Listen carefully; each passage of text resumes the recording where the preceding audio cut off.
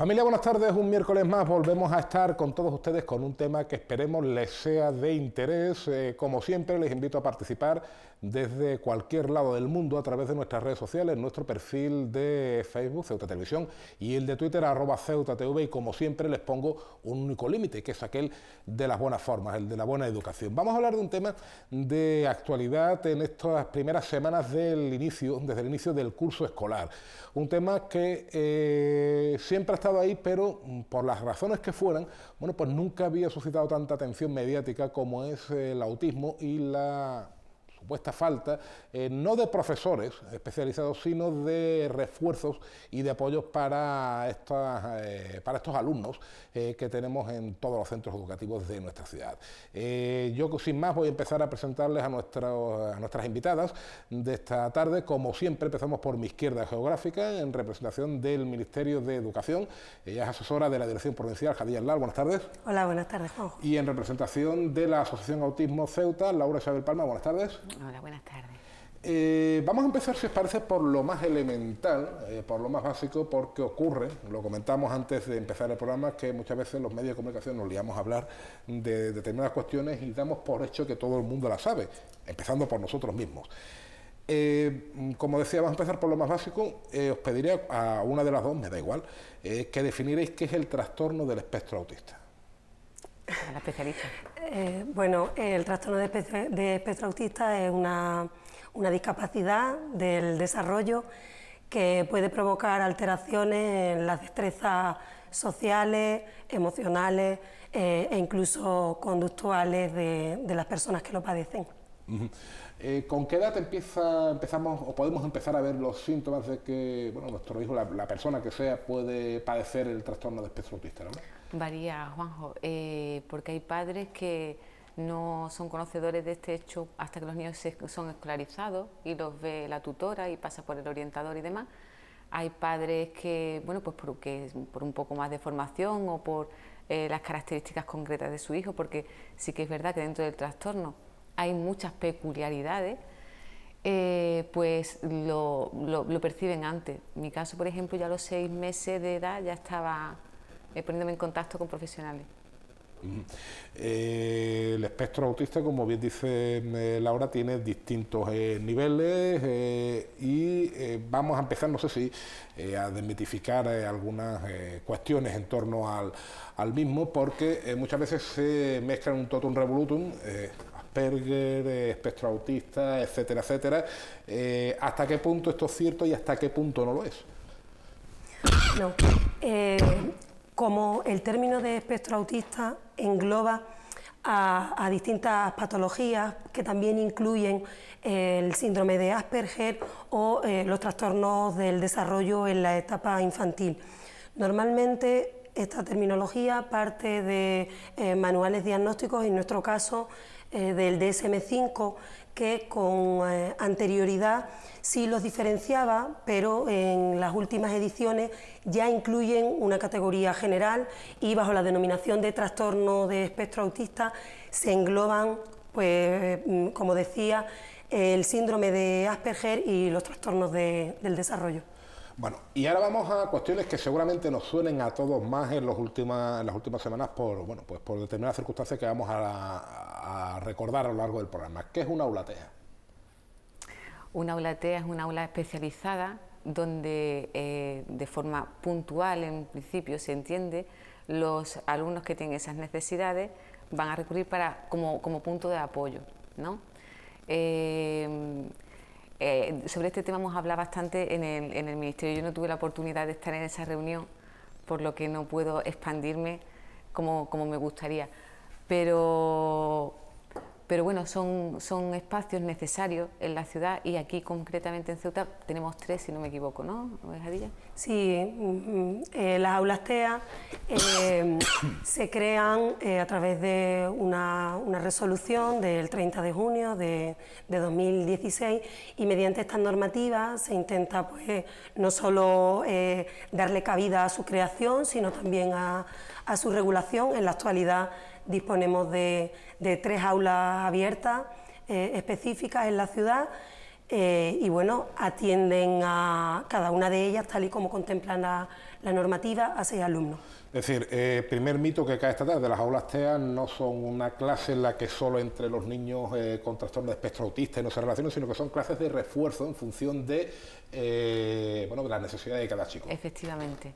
De eso se trata, de cubrir las necesidades que por determinados motivos no puede ocurrir en un aula con el resto de los críos, son 25. Entonces es necesario este tipo de refuerzo. Si bien ha dicho el Ministerio, creo recordar que de forma siempre puntual, eventual, que no permanente. Sí, hombre, la idea es que los alumnos que están en el aula TEA vayan progresivamente recuperando tiempo y espacio en el aula ordinaria. O sea que el carácter y el espíritu que deben tener estas aulas, desde luego, parte de una premisa fundamental, y es que tienen carácter transitorio. Porque esa ha sido otra de las cuestiones que de la que se ha hablado mucho en las últimas semanas. Sí, una educación inclusiva, es decir, estos niños comparten todas las vivencias y todas las experiencias con el resto de chavales que no tengan el trastorno de espectro autista, y bueno, pues son reforzados en aulas TEA o con el instrumento que fuera necesario, o por el contrario, una educación especializada o diseñada casi exclusivamente para ellos. Creo que las dos partes, una de las cosas que estoy de acuerdo es en, digamos, la educación inclusiva, ¿no? Por supuesto. A mí me gusta hablar, yo este término lo he comentado ya hace más de 10 años, de normalización más que de inclusión, porque es lo que muchos de nosotros hemos hablado como padres. Nosotros no tuvimos el niño en Marte y pedimos que nos lo incluyan en un grupo, ¿no? Nuestro hijo ha nacido aquí en Ceuta, como el resto, ¿no? Entonces lo que queremos normalizar es esa situación, que se dé un clima normalizado, y para eso hace falta una educación y una formación coherente con lo que pedimos, desde el Ministerio como vamos por nuestra parte. Es una labor conjunta, es lo que quiero comentar. Claro, es que los principios de normalización e inclusión educativa son inherentes no solo al sistema educativo, sino a la enseñanza en general. Lo que pretendemos, o la visión que tenemos, es de que los niños estén plenamente integrados, no solo en su aula, sino en el centro. O sea que vuelvo a repetir que estos principios rigen pues no solo la política del Ministerio, sino la política de los docentes en general. Bueno, ¿qué ha pasado este año? Porque todos teníamos noticias, o las primeras noticias, a través de un vídeo que difundía el padre de un alumno del Colegio Público Maestro, Juan Morejón, sí, en el que, por un malentendido, todo hay que aclararlo, había interpretado que le dijeron que no llevara al niño al centro, cuando, bueno, desde el centro se puntualizó que se le había dicho que no contaba con personal de apoyo, cuidado, personal de apoyo, no personal especializado, y, bueno, que se iban a contar con que si iban a llevar al niño a clase o no, por aquello de que los planes de empleo, por las circunstancias que fuera, todavía no han entrado en funcionamiento. ¿Vosotros cuándo empezasteis, Laura, a sospechar que este año iba a ir un poco la cosa más lenta? Yo quiero dejar claro que esto es un trabajo que, aunque ahora, es como lo que tú has dicho al principio, aunque ahora se le esté dando renombre, tanto el Ministerio como los padres, porque quiero recordar que siempre trabajando desde la Unión, se ha estado realizando tiempo atrás, no surge ahora. Llevamos observando que, por ejemplo, en cuanto a los OAE se refiere, a los cuidadores, para entendernos, dependemos en la ciudad del plan de empleo. Entonces, claro, con todo lo que eso conlleva, los cambios políticos y demás, y pensamos que esa situación debería de verse resuelta por el Ministerio de Educación, que es el que le urge en competencia, para que los niños, en este caso, como por ejemplo ha pasado este año por el retraso y demás, no se vieran faltos de ese personal, como está pasando en San Antonio. Otra sigla que aparece por aquí, OAES, ¿qué significa? OAE es la terminología que se emplea para nombrar a los oficiales de actividades específicas, a los cuidadores, como coloquialmente los llamamos, y normalmente la presencia de este personal se justifica en los centros cuando el alumnado presenta graves problemas en su autonomía personal, y problemas pues en el ámbito pues diario, en el ámbito de la autonomía diaria. Esta figura tradicionalmente ha pertenecido, por decirlo de alguna manera, al centro específico, pero a raíz de la adscripción a otros centros educativos de otros alumnos y precisamente para no saturar la escolarización, parte de estos oficiales de actividades específicas se fueron derivando a los otros centros. También, bueno, quiero mencionar que las aulas TEA disponen de un cuidador, cada una de ellas, y el centro específico de San Antonio cuenta también pues, con un número significativo de este personal, así como otros centros de la ciudad. Pero bueno, en cuanto a la referencia que hacía Laura de que ellos siempre han demandado al Ministerio que los OAIs no tengan por qué depender de un plan de empleo. Es una reivindicación totalmente legítima.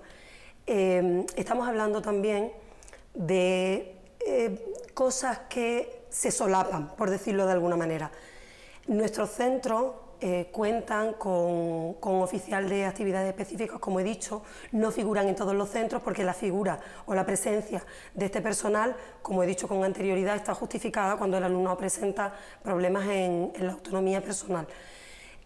San Antonio, como ya también he comentado, cuenta con este personal y las aulas específicas también. Normalmente la falta de este personal se ha venido supliendo con personas que formaban parte del plan de empleo, pero nosotros hemos solicitado a todos los organismos competentes en la materia que intenten darle cabida a un mayor número de profesionales para paliar la situación. Como personal estructural. Sí, sí, por supuesto. De hecho, durante este curso escolar, incluso el curso pasado, mantuvimos encuentros tanto con la Asociación Autismo como con otro tipo de asociaciones en las que les decíamos que la petición ya estaba hecha y que únicamente estábamos a la espera de intentar dotar a algunos centros de la ciudad con ese personal. O sea, nuestro trabajo siempre ha ido encaminado a presentar la realidad que tienen los centros de la ciudad y a intentar dar respuesta a esta demanda. Y a nosotros nos consta, porque el Ministerio también nos comunicó, que su petición fue en noviembre del 2018, o sea que imagínate.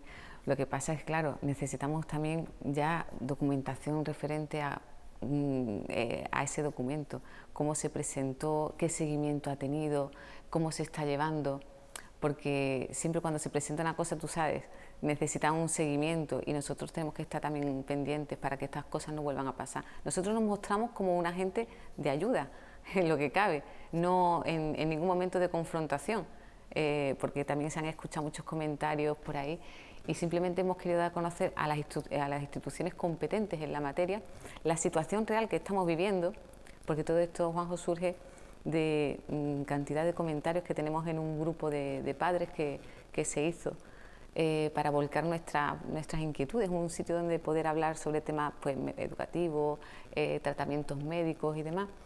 Y nos vemos que somos muchos los que estamos trabajando, pero de manera individualizada.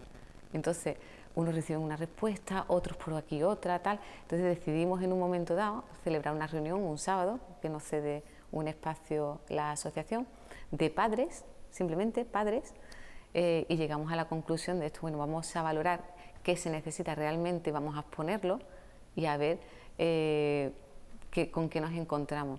Y a raíz de ahí pues empezamos a hablar con asociaciones, empezamos a hablar con padres que tienen niños con diferentes tipos de discapacidad o trastornos y eso pues absorbiendo ideas de unos y de otros. Preguntaba Laura por la naturaleza de ese documento, cuál ha sido el recorrido, creo que desde noviembre del año pasado, desde el 18 hasta este momento. ¿Qué ha pasado con ese papel? Bueno, con ese papel, desgraciadamente, tengo que remontarme también a la situación pues, política que se está viviendo. Nosotros ese dato surge de una reunión que mantuvimos hace algunas semanas con algunos padres de la Asociación de Autismo e incluso el año pasado también hacíamos referencia a que esas demandas y a esas peticiones ya se habían cursado, pues conforme a los procedimientos con los que nosotros contamos para poder llevar a cabo esa petición. Mantenemos reuniones tanto con el movimiento asociativo como con los gerentes de las instituciones y estamos a la espera. Nos han comunicado, y así se lo trasladamos también a los padres de la asociación, nos han comunicado que dos de esas vacantes que nosotros habíamos solicitado ya se estaban cursando. Necesitamos, ya lo he dicho también en alguna ocasión, un poquito más de tiempo pues para intentar que eso se convierta en una realidad y que esas dos peticiones se plasmen de manera definitiva pues en el aumento de la plantilla de los oficiales de actividades específicas. Sí, yo estoy de acuerdo. Perdón. Sí, que estoy de acuerdo con Javier. Como bien ya he dicho, están los cuidadores en el aula TEA, los de San Antonio se están cubriendo y tal, y es lo que vamos, que no hay obligación de que haya un cuidador en un colegio si el niño no tiene dificultades severas para desarrollar su autonomía. Pero sí que es verdad que un niño con TEA, aunque tenga un nivel alto de funcionamiento, pues siempre tiene esas pequeñas cosillas, ¿no?, que se suplen con esa ayuda y que son muy necesarias. Son muy necesarias en todos los casos. Y los padres, yo lo comunico porque a diario me llegan mensajes de padres con situaciones como, por ejemplo, pues mira, no hay cuidador, tengo que ir al colegio a cambiarlo 2 y 3 veces por la mañana, ¿eh? Que estamos hablando de personas que tienen su trabajo, tienen su vida, tienen que cuadrar todo este tipo de cosas, que además tienen niños también que no tienen este trastorno, que además, porque el sistema está hecho así, tiene a cada niño en un colegio diferente, tiene que estar a las 9 de la mañana en 2 sitios a la vez, antes de irse a trabajar. Entonces, todo esto yo veo que supone una serie de trabas tan grandes que podíamos hacerlo todo tan fácil, porque nosotros en todos los documentos que exponemos también existen pues unas alternativas, ¿no?, para solucionarlo. Es decir, no somos unas personas que vamos ahí, esto está mal, lo criticamos y demás. No, exponemos esas alternativas y queremos formar parte. Entonces, yo estoy totalmente encantada con la situación que se está abriendo tanto con el Ministerio, con delegación, es que lo tenía que decir, y con la ciudad, y con el apoyo que nos están brindando. Ahora haremos con delegación, ciudad y seguiremos con el Ministerio, pero me hablas de una serie de alternativas. ¿Cuáles son? Muchísimas, son enormes para contarte. Tenemos todavía 40 minutos por delante. O sea, no. Mira, es que te cuento, nosotros empezamos con el primer documento, no sé si lo conoces, una carta en la que se envía para informar a las 3 instituciones sobre pues las necesidades que tiene el grupo. En segundo lugar, realizamos un acuerdo de seguimiento que ya se le entregó al Ministerio de Educación, que a mí me gustaría saber también cómo va a acabar, ¿no? Porque bueno, tenemos una reunión mañana. Ahí está, tenemos una reunión mañana. Te puedo contestar. Que ya mañana lo veremos, ¿no? Porque, claro, nos tienen que firmar, pues eso, que se comprometen a realizar con nosotros estas reuniones de seguimiento mensuales o bisemanales. Por otra parte, quiero reflejar que normalmente, sin necesidad de un documento de por medio, esas reuniones siempre se han llevado a cabo a mí me consta, en el tiempo y forma que ha decidido la... Desde hace 3 semanas, creo que la de las próximas horas es la tercera, ¿no? Si... El año pasado... Si mal no recuerdo, desde la primera que, bueno, tras la primera denuncia que hizo Autismo Ceuta, creo que a los pocos días reuní con la cúpula del MEC y creo que de las próximas horas la tercera.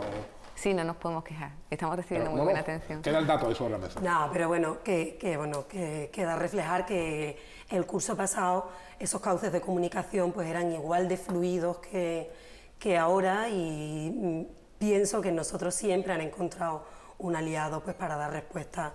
Ahí está, solo que este año como que lo queremos institucionalizar un poquito más, dejar papeles escritos, dejar documentación, porque como bien sabéis, después están los cambios de gobierno, viene otra persona y ahora empezar de nuevo, y si viene o no viene.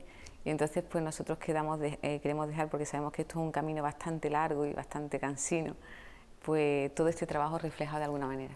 Hablábamos de las alternativas, nos habíamos quedado por ahí. Sí, Esto, te cuento, estos son los acuerdos de seguimiento, contar con el apoyo, con sus vías de comunicación que nos ofrezcan para llegar a Madrid en el caso de que sea necesario. Y después mañana entregaremos un documento también donde estas propuestas, las tres primeras que se dictan en la carta, van a ser como desgranadas en actividades operativas, es decir, hacer esto y lo otro. No quiero adelantar mucho más tampoco. Bueno, pues nos quedamos nosotros con... Nos quedaremos con el gusanillo, ¿verdad? De saber que... Pero viene a ser lo mismo que en el documento, sino simplemente un poco más específico. Por ejemplo, a saber, pues coordinar a los responsables de formación, porque como hemos dicho antes, necesitamos que este personal que esté trabajando con nuestros niños esté formado y... Ahí quiero también intervenir para hacer una pequeña puntualización. Sí.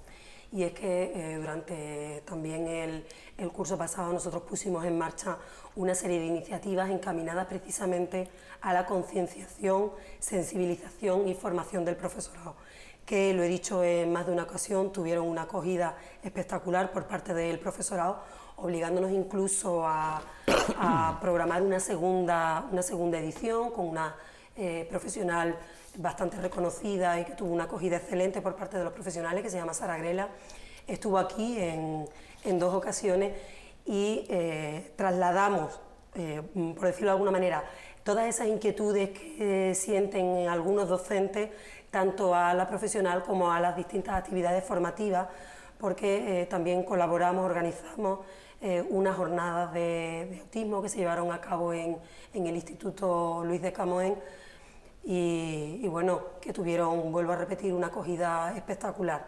Entonces, quiero también dejar, no sé, constatar de alguna manera que los esfuerzos en cuanto a esa formación se están llevando a cabo no solo desde el Ministerio, sino que se están viendo implicados muchísimos de los centros educativos de la ciudad y de docentes que trabajan no solo con alumnado con TEA, sino con un alumnado en general.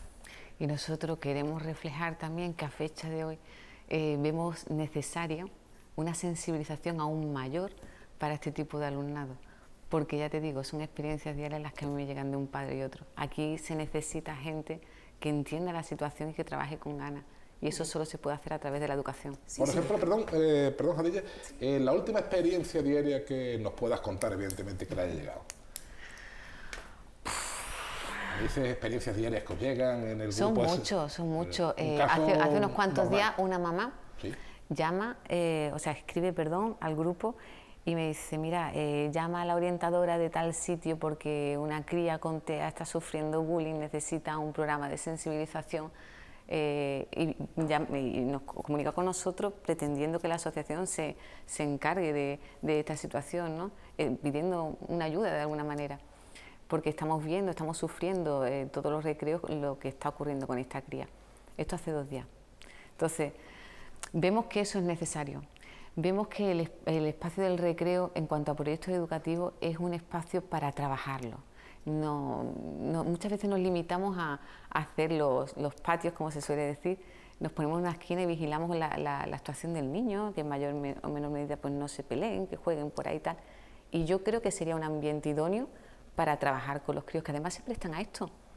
Un crío de 3 años le dice un día, mira, hoy vas a ser encargado de borrar la pizarra, y bueno, es una ilusión tremenda. Como se dice antiguamente, es capitán general. No utilizamos los recursos que tenemos, no utilizamos a los niños como propios tutores. Yo estoy hablando de medidas que no cuestan dinero y que no cuestan mucho esfuerzo, pero eso de, por ejemplo, que las maestras se animen a programar ese tipo de actividades.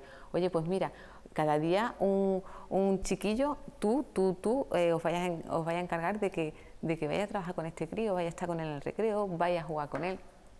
Es algo de lo más normal, de ahí lo de normalización. Uno de los contenidos, perdona Juanjo, uno de los contenidos del curso pasado precisamente hablaba de la intervención en los patios de recreo, o sea que ese tipo de cuestiones o de actividades que se pueden llevar a cabo para dinamizar un poco los patios pues en ese momento de ocio. Ahí está, que son lugares de encuentro. Sí, pues estaba incluso contemplado en la formación esta que os comentaba hace un momento. Y con respecto a la chiquita que me decías que que, bueno, que podía estar sufriendo un episodio de acoso escolar y tal. También es necesario que los padres de alguna manera notifiquen a los centros en primer lugar, porque es el cauce habitual, pues que este tipo de situaciones se están dando, ¿no? Porque los centros cuentan con multitud de recursos para hacer frente a ese tipo de situaciones. Tenemos un gran privilegio en la ciudad, que es el de contar con prácticamente un orientador para cada centro educativo. Y eso es un valor en alza, es un recurso Pero date cuenta, añadido. María, que muchas veces los padres somos hasta los últimos en enterarnos. Estamos hablando de niños que en muchos casos son preverbales, que no hablan. Bueno, en este caso en concreto me has dicho que era una madre que se había puesto, un padre que se había puesto... Una madre que trabajaba en ese centro, pero no se había dado cuenta como madre, sino como trabajadora. Te quiero comentar. Entonces, nosotros muchas veces somos los últimos en enterarnos de cosas. Yo, por ejemplo, yo no sé si mi hijo un día tiene, pues yo qué sé, algo en el patio, no lo tiene, porque sí que acaba de empezar a hablar, pero ¿hasta qué punto? Y como yo, pues cantidad de padres. Necesitamos la ayuda de los profesionales, son menores y están totalmente indefensos. Yo no quisiera entrar en temas morbosos, antes al contrario, pero al bullying hay que combatirlo siempre. Se me ocurre, bueno, yo creo que lo primero que pensaba cuando tú mencionabas eso es que en el caso de los chavales con autismo, pues todavía hay que combatirlo con más fuerza. ¿Tenéis constancia de más casos o este es el único del que podáis tener una sospecha de que haya ocurrido bullying con chavales con espectro autista, al menos en nuestra ciudad? No me gusta hablar por el resto de padres, me cuesta muchísimo. Sé que hasta donde podemos contar, porque es un tema, insisto, doblemente delicado. Es muy personal. Sé que hay más casos, tú sabes, te comentas, pero claro, todo esto no hay nada denunciado y entonces yo, como oficialmente yo no quiero pronunciarme al respecto. No obstante, lo importante en este caso es trabajar desde la educación y en un principio. Uno de los proyectos que el otro día me comentó una maestra en una reunión que tuvimos el viernes con las especialistas, OAEs, PTs, AELs, porque además es una cosa que nosotros resaltamos, no es más importante uno que otro, cada uno realiza una función y son esenciales, todos, y hay que darle la importancia que tienen y no sobrecargarles de trabajo, porque después llegan las personas que no realizan su labor como deberían, porque están agotadas ya, ¿no? Y esta mujer me comentó, mira, pues yo un año en un colegio, a mí se me ocurrió que, tú sabes que siempre están las clases de plástica, tecnología y tal, donde se hacen proyectos, que se realizara un proyecto para realizar materiales para estos alumnos con TEA. Y fíjate, a mí me encantó. Sí, yo ya me pegué a ella directamente y le dije, pues sí, que tuvieran, tú sabes que mi hijo, por ejemplo, ¿no?, el mayor que está en otro colegio, la cantidad de trabajos que habrá hecho, que no sé si a vosotros ha pasado, que al día siguiente pues se quedan en un cajón y aquello ni fu ni fa, que a lo mejor ha aprendido a desarrollar unas destrezas, ¿vale? Pero pensé, ¿y si ahora resulta que podemos hacer esto en todos los colegios y se realiza este proyecto? Y si los críos empiezan a hacer una labor de investigación, ¿qué tipo de materiales necesitan estos niños? Cajas sensoriales, maquinitas de estas con calculadoras y demás. Y si lo presentan y se llevan a niños que tienen estas necesidades para que trabajen con ellos, y si encima después hay un feedback y se puede coger y grabar un vídeo sin que aparezca a lo mejor el menor y tal, pero de ese niño trabajando con ese material para que ellos se sientan importantes y que participan en este proceso de educación, que somos todos parte de la sociedad, todos tenemos que ver aquí, ¿no? Y hacerlo notar importante y hacerlo notar, pues a mí eso me encantó y todavía estoy ahí con la idea. Bueno, pues tengo que decirte que eso es una realidad, porque yo he visto algunos de esos vídeos con distinto material de estimulación sensorial y tal, y es una realidad en algunos de los centros de la ciudad. O sea, esos rincones existen y ese material también existe, porque he conocido a varias tutoras que lo trabajan. Pues si eso es bueno y ya se conoce, pues vamos a generalizarlo. Bueno, eso es lo que nosotros pretendemos, todo lo que haya bueno, expandirlo. De aquí al final del programa voy a dar dos fechas. Bueno, la tercera la va a dar Jadilla, pero no tiene nada que ver en principio con el tema que nos trae hoy a debate. La primera fecha creo que es del año 2000-2001. cuando el Pleno de la Asamblea acuerda concertar ante determinados casos, entre otros de bullying, un convenio con el Ministerio de Educación para el refuerzo por parte de determinados profesionales de las plantillas de los centros que estaban pues un poco con el pie cambiado, ¿no? Es el famoso convenio MEC, como se le conoce popularmente, y se ha planteado en las últimas, una de estas 2 o 3 reuniones anteriores, la posibilidad de que esta es la vía que mantienen Ciudad Autónoma y el convenio, perdón, que mantiene Ciudad Autónoma y Ministerio de Educación, como digo, desde principios de siglo, fuera la vía para poder contratar a personal, a OAEs, antes que la vía precedente, antes que el plan de empleo. ¿Cómo está eso? Y, bueno, ¿qué os parece a las dos partes? Yo no había oído hablar de la iniciativa, pero bueno, en principio parece bastante interesante. Nosotros tuvimos una reunión en la Consejería de Educación, ¿vale? Y nos propusieron 2 soluciones a este respecto. La primera, podríamos utilizar sus canales institucionales de comunicación a través de la Consejería para elevar estas peticiones a Madrid. Y la segunda, estudiar la viabilidad de bolsas para superar la temporalidad del plan de empleo. Esto sigue sin ser una solución permanente, que es lo que nosotros buscamos, yo creo que también el Ministerio, que se cubran estas plazas de forma permanente. Es lo que hablábamos el otro día en la radio. Decíamos que estos niños tienen unas características que los hace necesitar una figura de apoyo y de referencia, que no puede ir andando, cambiando con el tiempo, tiene que ser permanente. Y una bolsa o un plan de empleo no queremos que sea la solución a largo plazo. Pero en cualquier caso, esta vía que hay que recordar que la puso para la Ciudad Autónoma, la vía del convenio, ¿os parece mejor que la del plan de empleo? Sí, me parece más favorable. Pero bueno, nosotros en principio estamos trabajando con lo que tenemos este año, que es plan de empleo, que llega tarde. Y luego, llega tarde. Tanto el matizo, porque recuerdo lo que les contábamos nosotros en nuestra página web, tiene que estar la información referida al tema. La Ciudad Autónoma decía que, bueno, por poner esta vía, pero que hacía falta un mayor compromiso financiero por parte del Ministerio de Educación, con lo cual vuelta la burra al trigo, hasta que no tengamos gobierno en Madrid, alguna reencarnación de estas, bueno, pues no tendremos nadie que sea capaz de comprometer más créditos, en fin. Aquello de que tenemos el país, bueno, pues, no voy a decir paralizado, pero prácticamente por estas idas y venidas que, bueno, pues, hemos votado 4 veces en 4 años y va a ser la segunda en 6 meses, que entiendo, Ojadillas, que a vosotros os perjudica enormemente a la hora de elevar cualquier propuesta a Madrid, porque claro, Ceuta no tiene transferidas las competencias en educación, voy a llamar a Madrid, entonces una gestión que puede ser, no voy a decir fácil, pero sí relativamente asequible, se convierte en toda una epopeya en tiempos como los que vivimos, ¿no? Hombre, evidentemente, pues lo que tú decías para nosotros es una realidad. Necesitamos un poquito más de tiempo también para que se afiancen nuestras políticas educativas y no lo hemos tenido. Prácticamente llevamos en la dirección provincial algunos meses caracterizados, como tú decías, por los momentos que se están viviendo desde la política nacional. Decía que, bueno, nos parece una idea estupenda, darle salida, por decirlo de alguna manera, a esos puestos que ahora mismo se cubren de manera coyuntural, darle un carácter estructural, pero no cabe duda de que esa inestabilidad política juega también en nuestra contra.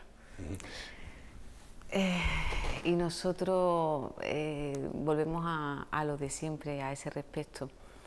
Esto es algo que sucede desde hace años y ahora es el momento político y siempre hay una cuestión que no deja de dar salida a esta problemática que tenemos ahora y que eso es lo importante. Bueno, pero el mensaje también, hay que lanzar también un mensaje en positivo, y es que en los últimos meses yo creo que la visibilización no solo del alumnado TEA, sino de la diversidad funcional en la ciudad se ha puesto de manifiesto, no solo a través del movimiento asociativo, sino también a través de las instituciones, pues, como por ejemplo la que yo represento. Creo que hemos avanzado, por lo menos en lo que se refiere a profesionales que intervengan en la educación especial, con un mayor aumento de profesionales de pedagogía terapéutica, de audición y lenguaje. O sea, que quiero que el mensaje que cale también sea un mensaje en positivo. Positivo siempre, pero viendo la necesidad real. Claro, evidentemente queda mucho trabajo, es lo de la botella medio llena, medio vacía, ¿no? Queda mucho trabajo por hacer, pero se ha recorrido mucho camino. Sí, sí que es cierto. A mí me gustó especialmente la reunión con delegación, porque a esa pude asistir, con la delegada, con Salvadora Mateo, porque dejó claro que tiene un interés también grande por echar una mano en este sentido. Buscaba un plan de empleo especializado, iba a imponer figuras de coordinación para estos planes. Dijo que iba a establecer acuerdos de formación con el Ministerio también para formar a ese personal del plan de empleo, que no llegara pues sin conocimiento de la situación, que iban a realizar proyectos de sensibilización también. Y bueno, por ese sentido estamos contentos. Lo que pasa es lo que decimos siempre, nuestros hijos están ahí siempre. Esta es una situación real y es permanente. Y entonces hay que darle ya una salida que sabemos que no puede ser en el momento. Bueno, pero se puede ir empezando. Ocurre que si la relación de confianza entre un profesor y un alumno siempre es importante, en el caso de alguien como tu hijo, creo que, sí, que es un chico, con los profesores es todavía más, ¿no? Se descoloca totalmente cuando ve a una persona que no conoce. Pues el año pasado, imagínate, tenía a su tutora, tenía a personal del plan de empleo, su técnico, estaba pues relacionado con una serie de personas, la misma persona que vino de práctica, su profesora Alba, a la que cogió muchísimo cariño, y te pasas todo el año prácticamente con esas 3 personas. Este año llega por H o por B y la tutora está de baja, no hay personal de plan de empleo, nadie viene a recogerlo en la puerta, pues de estar acostumbrado a que se lo lleven pues de la mano hacia la fila, se encontraba como un poquito desubicado, porque ellos necesitan también anteriorizar todo este tipo de cosas, que no te las avisan, porque es imposible. Qué persona va a trabajar con él, necesita ver la foto, eso le da seguridad a la hora de trabajar, a la hora de estar, no le crea inquietudes, por lo tanto baja el nivel de estereotipa. Todo eso afecta al desarrollo personal y de educación. ¿Qué colegio es? El Ortega. Ortega. ¿Tenemos, Jadilla, chicos con autismo con trastorno de espectro autista en todos los centros educativos de la ciudad? ¿O? Sí, prácticamente sí. Disponemos de, como ya había dicho al comienzo del programa, de 3 aulas TEA, pero prácticamente la totalidad de los centros de la ciudad reciben a alumnado con trastorno de espectro autista. Y en los últimos días, uno de los comunicados, muchos que hemos recibido, ¿no? Me llamaba la atención que se celebrara especialmente que tuviéramos una aula TEA en secundaria. ¿Por qué es tan importante una aula TEA en secundaria? Bueno, es un proyecto en el que trabajamos el año pasado, del que nos enorgullecemos muchísimo, porque bueno, por primera vez conseguimos evitar que un grupo de alumnos alcance un mayor nivel de integración y de inclusión, de normalización educativa, asistiendo a un instituto de secundaria, y la alternativa, en el caso de que no existiese este aula, era el centro específico, que bueno, ya sabemos que tiene bastante alumnado y tal. Entonces hemos intentado crear este aula dotándola del personal necesario para llevar a cabo este cometido, y los chiquillos alcanzarán un nivel de inclusión y de normalización que se ajusta a nuestra visión de la educación especial.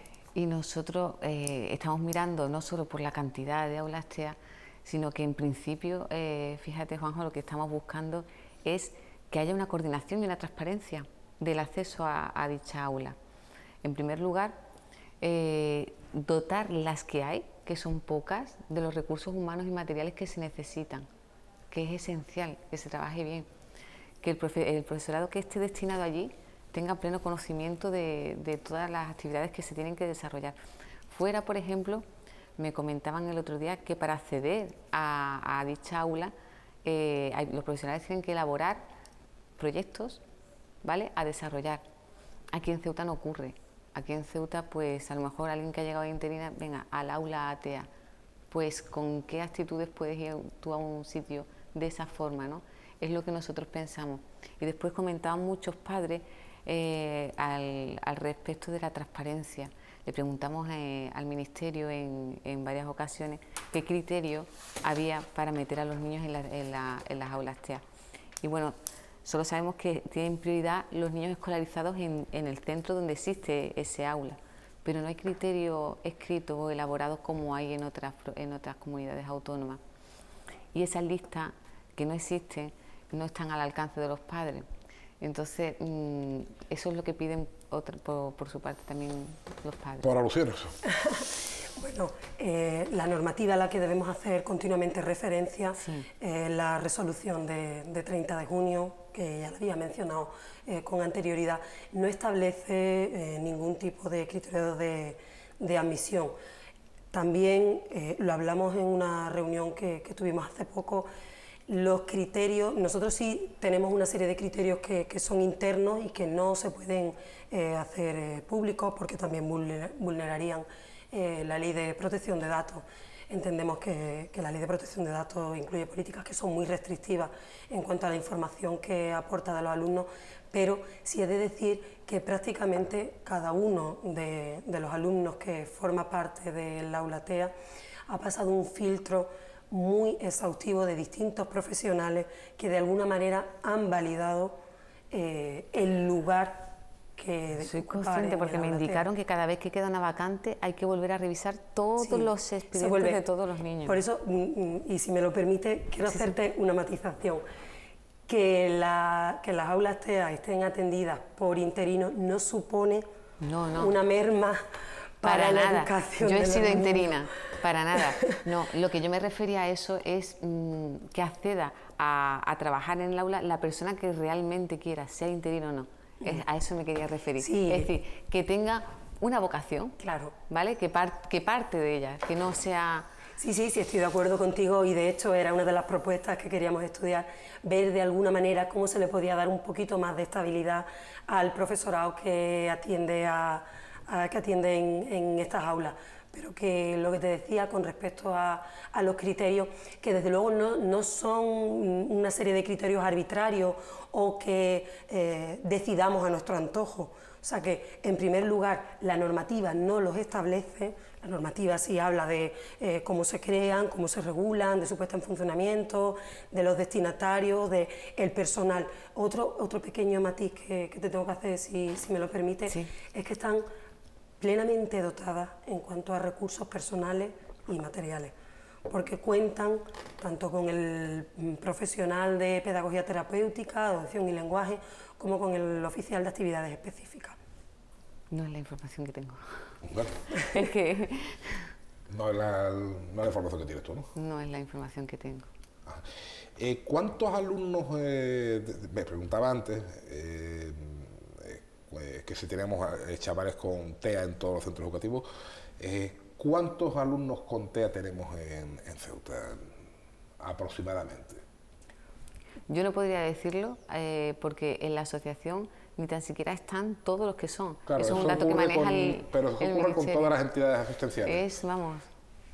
Bueno, yo no puedo decirlo. Espero que entendáis una vez más pues, la política ley de protección de datos a la que hacía referencia con anterioridad. Tenemos algunos datos que manejamos continuamente y que bueno, que nosotros sí los tenemos perfectamente ubicados en los distintos centros de la ciudad, pero bueno, también contamos con la información que nos aporta la asociación, pero entendéis que no sabemos que crece a niveles espectaculares. Eso me han dicho también, eso lo hemos conocido también las últimas semanas, que según datos de la propia Asociación Autismo Ceuta, vamos a 7 nuevos casos por año. Por año. Bueno, esas cifras también se mantienen no solo a nivel nacional, sino que en una conferencia que nos dieron el año pasado se mantienen incluso a nivel mundial. ¿Por? El origen, las causas del trastorno de espectro autista se desconocen.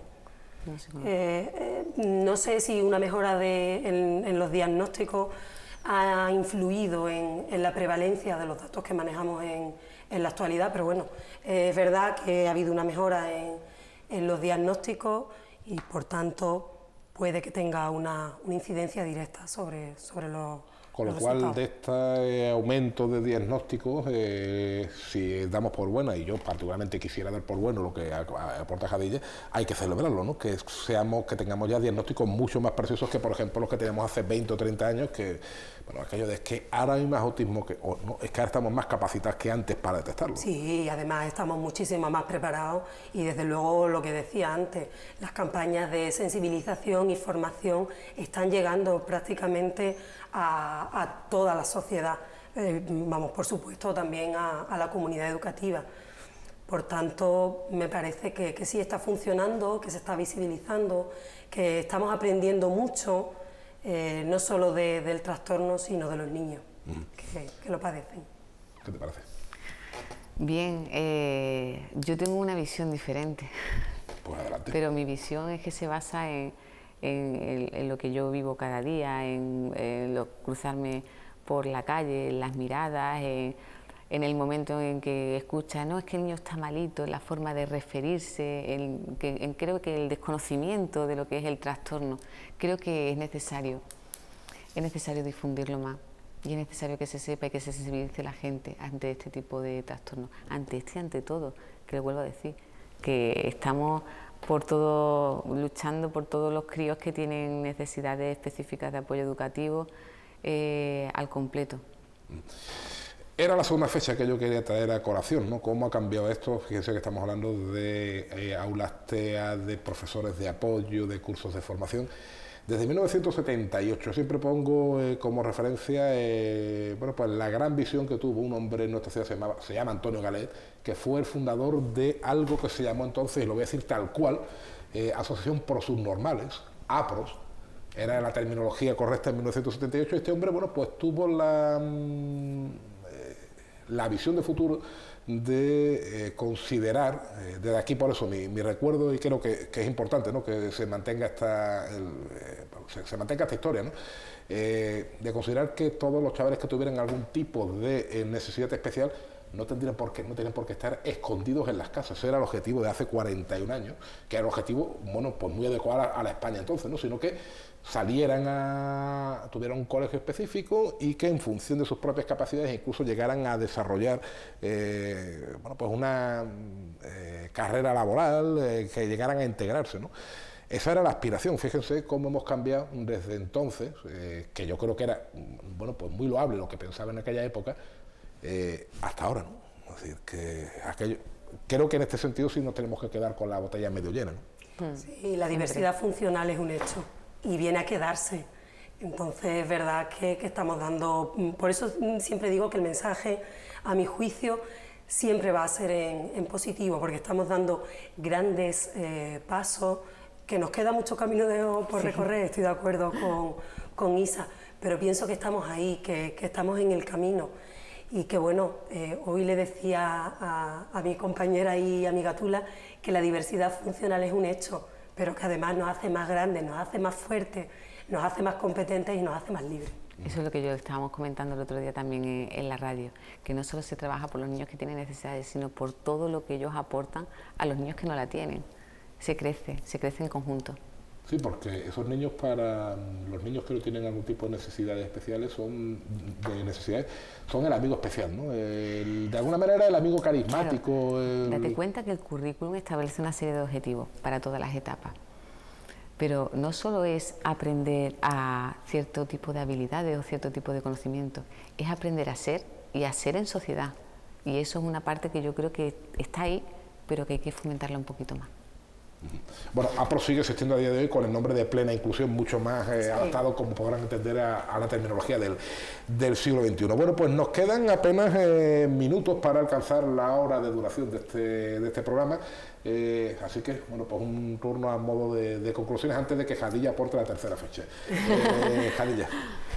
Pues nada, Agradezco una vez más a la Asociación Autismo pues que venga, que nos vaya trasladando toda la información y todas las inquietudes que afectan a la asociación y a los padres a nivel particular.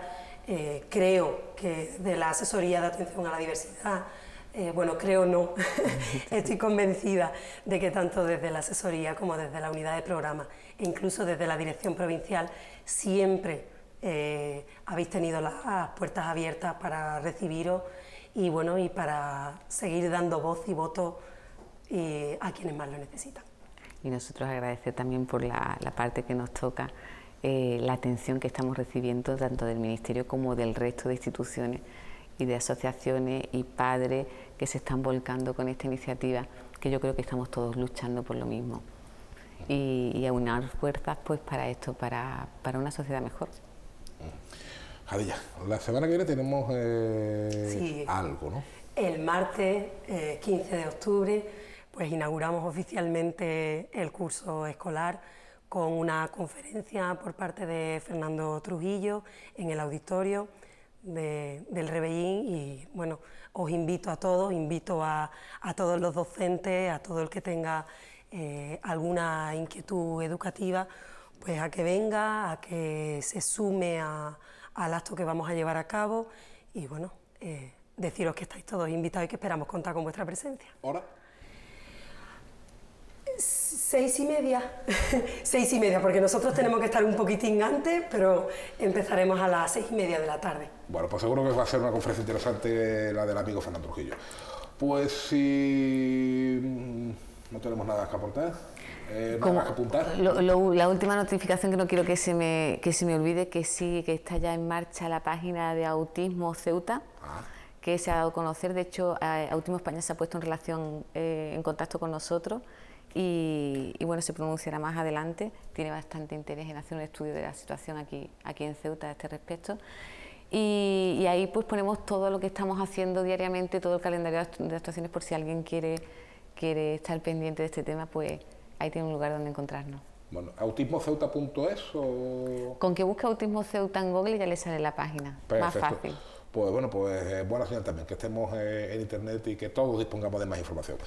Pues a las dos, muchísimas gracias por habernos acompañado, esperemos haber aclarado algo más sobre toda esta marejada mediática, política, informativa que hemos tenido en las últimas semanas y que desde luego dentro de unos meses pues podamos hablar de noticias en el sentido de lo que todos deseamos, pero que muchas veces la burocracia, que posiblemente sea el gran problema de fondo en este asunto, nos impide, que es tener una serie de profesionales estructurales para atender a los chavales con trastornos de espectro autista y otras necesidades. Así que a las dos, muchísimas gracias, buenas tardes. Y a todos ustedes les veo, si les parece, dentro de unos días y con el mismo deseo de todas las semanas. Sean felices.